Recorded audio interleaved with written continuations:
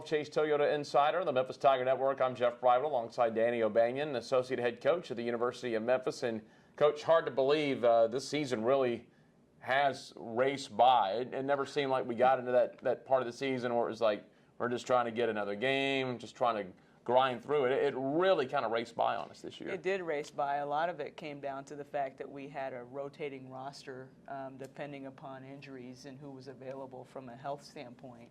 And so when you look at this team, no day has ever been the same, which you rarely get to say, but we literally have had different lineups to start games and to finish games almost every game.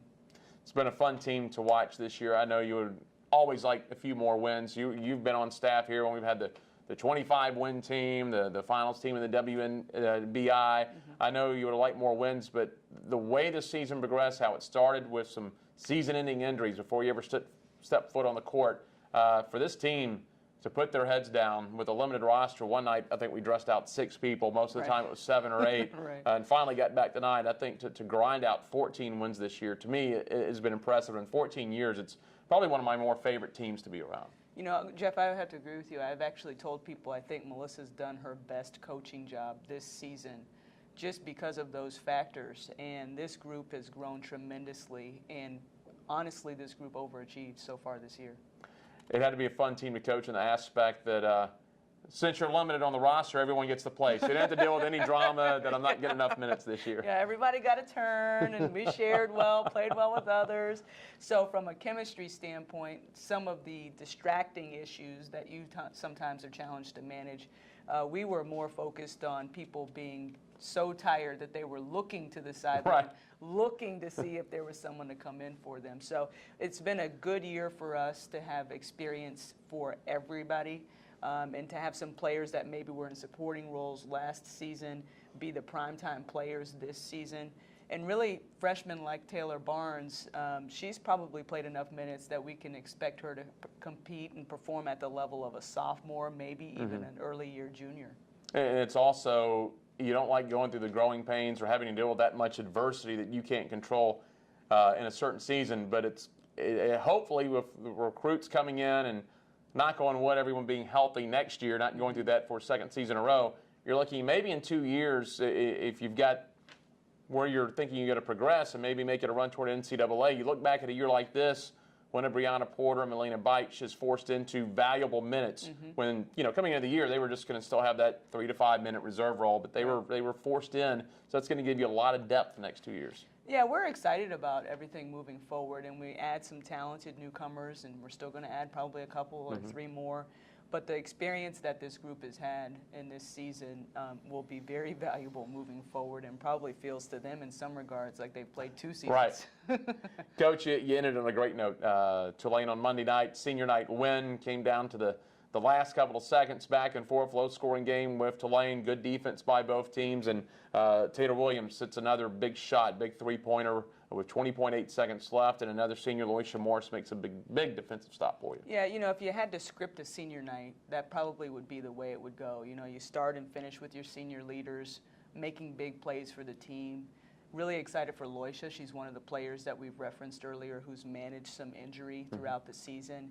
And so for her to come out and compete and really defend one of the best guards in the league as well as she did for a second time was tremendous. And then Taylor Williams, big shot Bob, she did the same thing at Tulane. Right.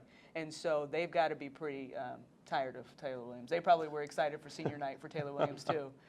But yeah, so if you had a senior night, you would script it that way. And certainly it wasn't just the 2 of them. We had some great performances from Cheyenne Creighton again.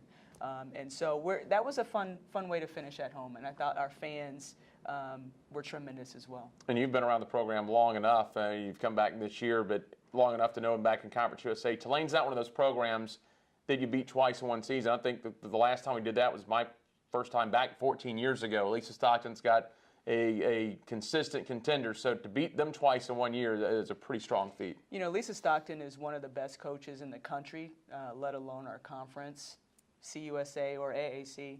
And so to sweep them, I think Melissa was doubly excited about that last night because she said that's the first time we've done that since the staff has been here.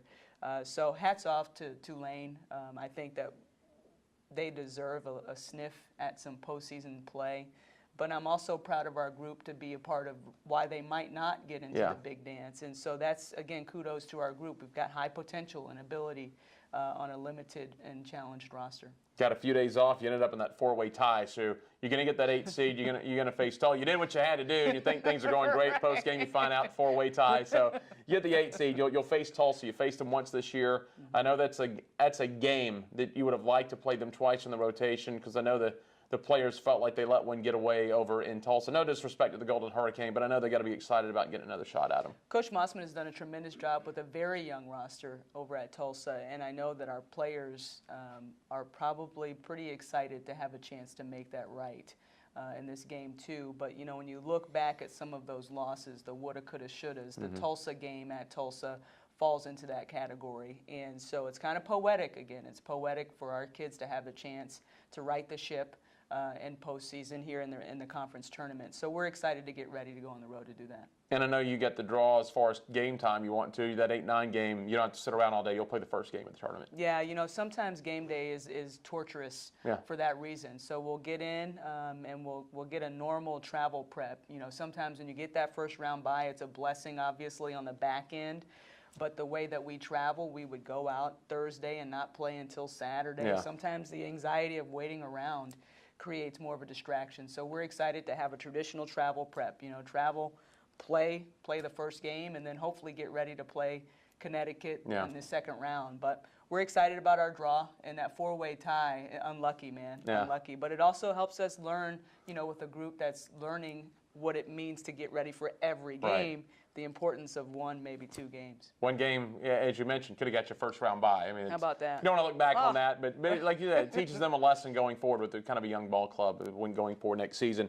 You talk about that tournament. Looks like you're going to have 3 teams that are in good shape. Obviously, UConn, South Florida, and Temple are ranked. Tulane's going to kind of be on the bubble. They're going to have to make a run, but it's pretty impressive how the conference has grown in 4 short years from being UConn and the rest of the league, and now you've gone from UConn, USF, and now you had Temple in there, and you're looking at a 3 to 4 bid league, and this league has really made its way up the ladder really quick. Yeah, it's a great league, and I think, again, building on this season for this group, you beat South Florida, you take Temple to overtime, you sweep Tulane. I mean, how awesome is that for a short roster, for some inexperienced players? So we're really excited about that, and that'll be something that we really sell to our players here and players moving forward, that this group is knocking on the door even though we face some real challenges this season. All right, Coach, we'll go get them Friday and see what happens. Thank you. Go Tigers. That is Danny O'Banion. I'm Jeff Brightwell for the Wolfchase Toyota Insider on the Memphis Tiger Network.